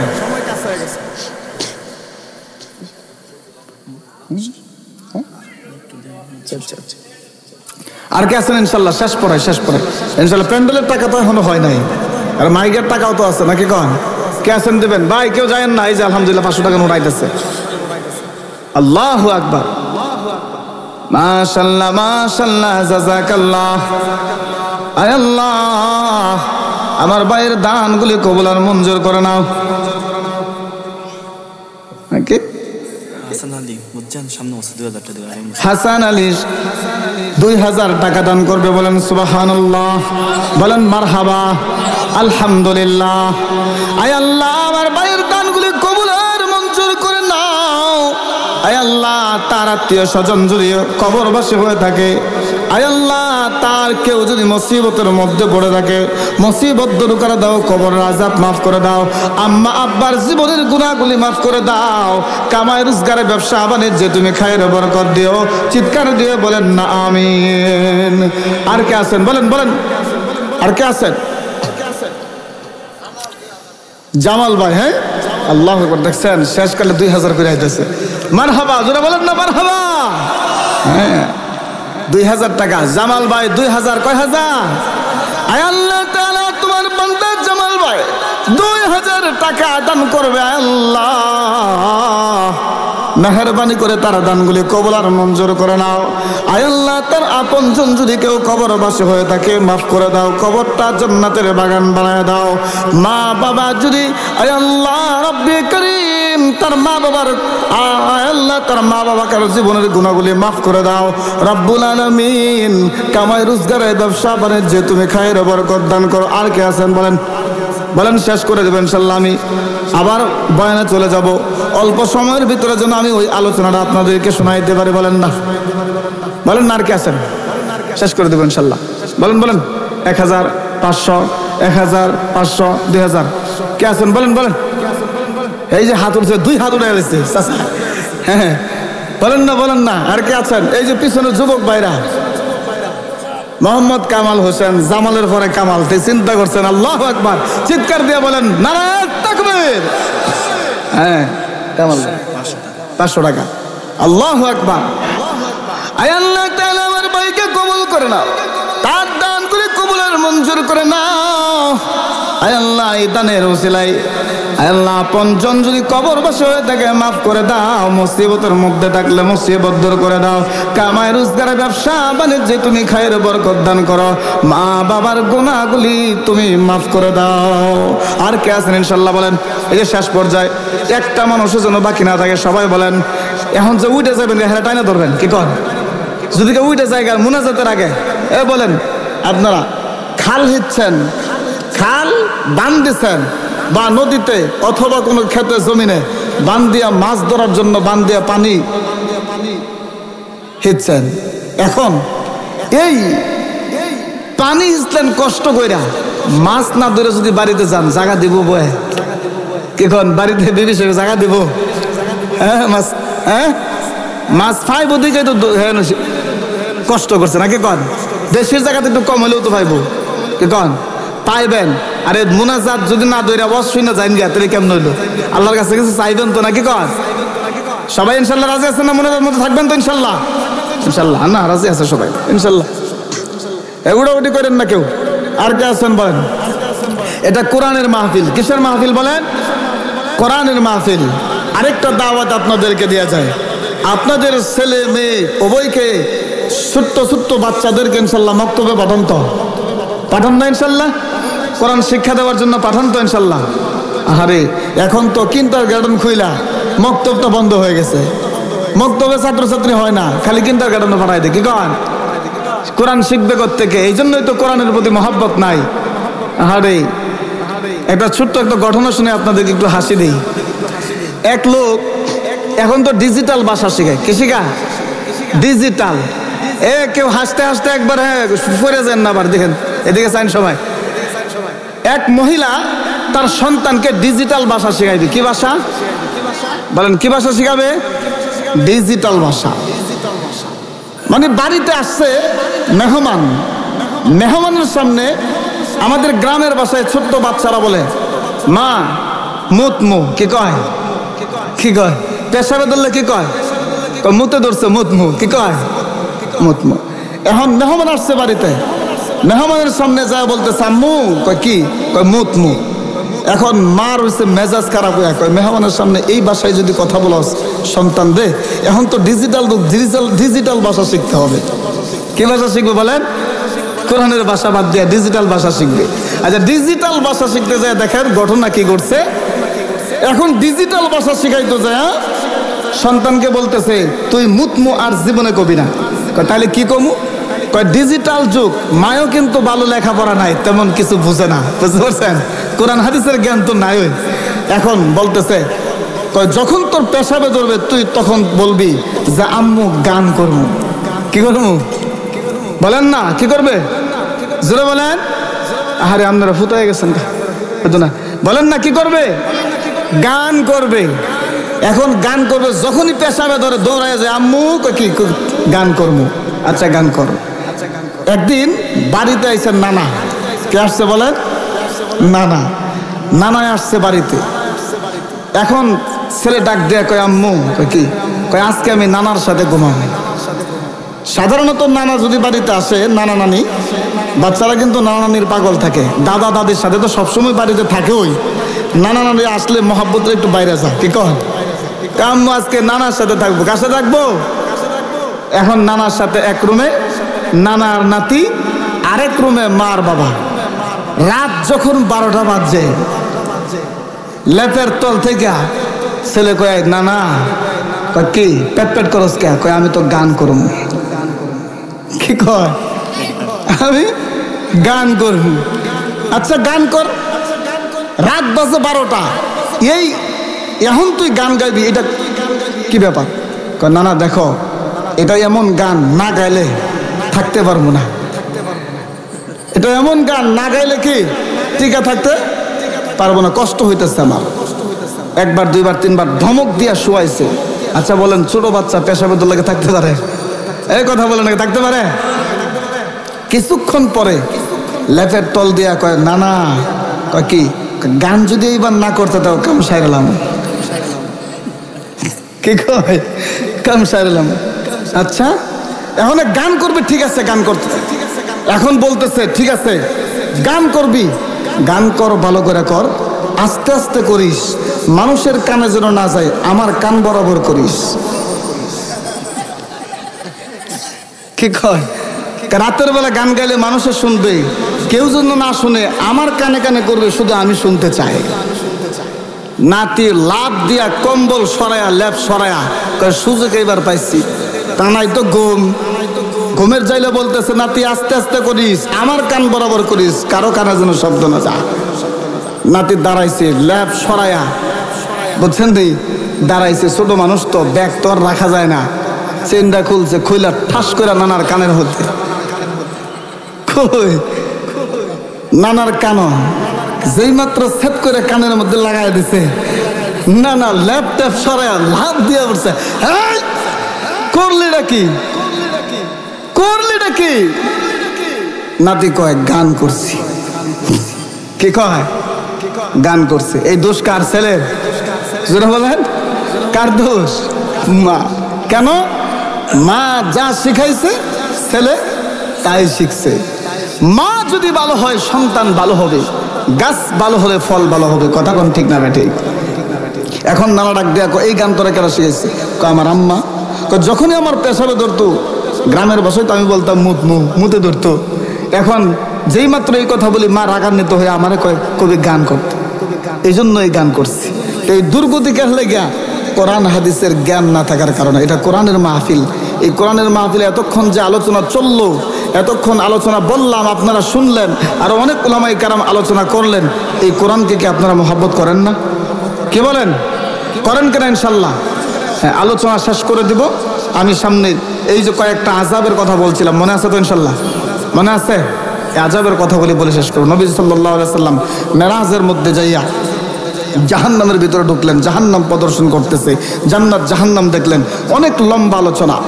নবীজি সাল্লাল্লাহু আলাইহি ওয়াসাল্লাম কে নিয়ে জিবরাইল আলাইহিস সালাম চলতেছে, দেখে হঠাৎ করে একটা কূপের মতো। কিসের মতো বলেন? চুলার মধ্যে আগুন ধরান তো, কি কন? আগুন ধরান না চুলার মধ্যে? এমন একটা গর্ত, এমন একটা চুলা, সেখানে ধাউ ধাউ করে আগুন জ্বলতেছে। নাউজুবিল্লাহ বলেন, আরো জোরে বলেন নাউজুবিল্লাহ। এত পরিমাণ আগুন, আর সেখানে কিছু নারী পুরুষকে রাখা হয়েছে, যাদের পায়ের নিচে যখন আগুন ধরে আর আগুনের ঢেউ যখন তলদেশ থেকে উপরের দিকে ওঠে, তখন এই নারী পুরুষগুলো, এই লোকগুলি, তারা ঢেউয়ের তালে তালে উপরের দিকে ওঠে। আগুনের ঢেউ যখন নিচের দিকে যায়, তখন আবার আগুনের ঢেউয়ের নিচে সাথে সাথে তারাও নিচের দিকে চলে যায়। নাউজুবিল্লাহ বলেন। নবীজি সাল্লাল্লাহু আলাইহি ওয়াসাল্লাম জিজ্ঞাসা করেন, ও ভাই জিব্রাইল, এই লোকগুলি কারা যাদেরকে এত আযাব দেওয়া হচ্ছে, এত কঠিন ভয়ঙ্কর আযাব দেওয়া হচ্ছে? আল্লাহর ফেরেশতা জিব্রাইল আলাইহিস সালাম ডেকে বলেন, ও নবী গো, এরা হচ্ছে এমন নারী পুরুষ যারা দুনিয়ার মধ্যে জিনা ব্যভিচার করত। জোরে কন্না নাউযুবিল্লাহ। এ যুবক ভাই, ভালো করে শুনে নাও, তোমাদের বিশেষ প্রয়োজন। যারা দুনিয়ার মধ্যে জিনা ব্যভিচারের মধ্যে লিপ্ত ছিল, তাদেরকে এইরকম আযাব দেওয়া হচ্ছে। নবী আমার সরকার দু আলম বলেন, আহারে, আমার উম্মতের মধ্যে যদি এইরকম অবস্থা হয়, কত উম্মত না জানি আগুনের মধ্যে পড়বে। জোরে কন্যা, নবীজির মহব্বত তো আছে নাকি? কর, আহা, উম্মতের প্রতি কি মায়া। রাহমাতুল লিল আলামিন কে নিয়ে জিবরাইল আলাইহিস সালাম আর একটু সামনে অগ্রসর হলেন। তাকায়া দেখি কিছু মানুষের ঠোঁটগুলি এরকম দেখা যায়, মানুষের মুখমণ্ডল এরকম অবস্থা দেখা যায়।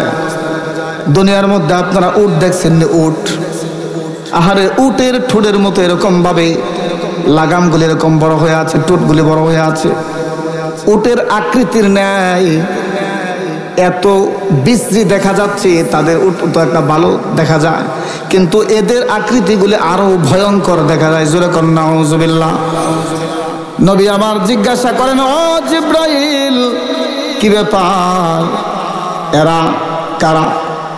নবীজি সাল্লাল্লাহু আলাইহি ওয়াসাল্লাম বল, এই কথা বলার জিজ্ঞাসা করার সাথে সাথে ফেরেশতা জিবরাইল আলাইহিস সালাম ডাক দেয়া বলেন, নবী গো, এরা হচ্ছে ওই সমস্ত বান্দা বান্দি যারা বিবাহ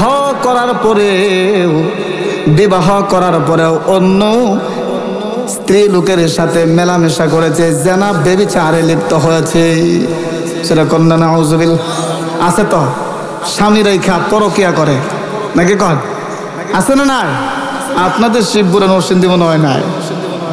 আছে, আহা, অভাব নাই বলে কয় কি?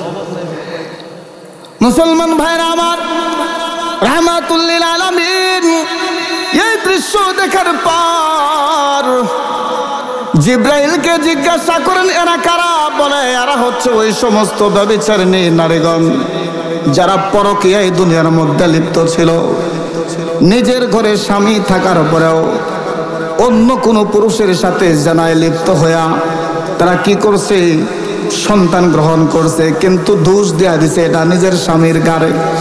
আছে না নাই? স্বামীর সাথে মেলামেশা করে সন্তান হয় না, গোপনে যে আরেকজন লোকের সাথে ব্যভিচারিণী লিপ্ত হয়েছে, যার কারণে ওই জিনার মাধ্যমে ওই অন্য পুরুষের সন্তান তার গর্ভে চলে আসছে। কিন্তু যখন জিজ্ঞাসা করা হয়, স্বামী তো জানে না, স্বামীর আড়ালে এই কাজ করে কিন্তু ধরায় দেয় এটা স্বামীর সন্তান। যেরকম এরকম লোক আছে না? এদেরকে এরকম শাস্তি দেওয়া হবে। রাহমাতুল লিল আলামিন কে জিবরাইল আলাইহিস সালাম আরো কিছু দূর অগ্রসর হয়। জিবরাইল আলাইহিস সালাম ডেকে বলেন, নবী গো,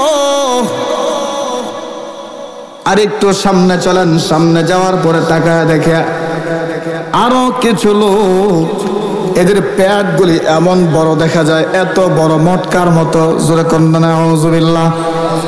এত বড় পেট হয়েছে যে পেটগুলি নিয়ে এরা নড়াচড়া করতে পারে না, এত পরিমাণ কষ্ট হয়। ডানেও লড়তে পারে না, বামেও লড়তে পারে না, সামনেও আগাতে পারে না, পিছনেও আগাতে পারে না, এত কষ্ট হয়। রাহমাতুল লিল আলামিন জিজ্ঞাসা করেন, জিবরাইল, কি ব্যাপার, এই লোকগুলি কারা? জিবরাইল আলাইহিস সালাম ডাক দেয়া বলেন, নবী গো, এরা হচ্ছে ওই সমস্ত লোক যারা দুনিয়ার মধ্যে সুদ খাইতো। সুদ করে আপনাদের সমাজে আছে না নাই? আরো জোরে বলেন, আছে না নাই? সুদ খাইবেন তো নাকি? হ্যাঁ, সুদ খাবে? সুদ ছেড়ে দিয়ে এরকম অনেকগুলো আযাবের ঘটনা। জাহান্নামের মধ্যে 13 প্রকারের আযাব দেওয়া হবে। কত প্রকারের বলেন? 13 প্রকারের আযাব দেওয়া হবে। যে 13 প্রকারের আযাব দেওয়া হবে, আহারে এই জাহান্নামের আযাব আমরা কেমনে সহ্য করব? আল্লাহ তাআলা আমাদের সবাইকে জাহান্নামের আযাব থেকে হেফাজত করুক, সকলে বলে আমিন। আল্লাহ আমাদেরকে জান্নাতের উচ্চ মাকাম দান করুক, সকলে বলে আমিন।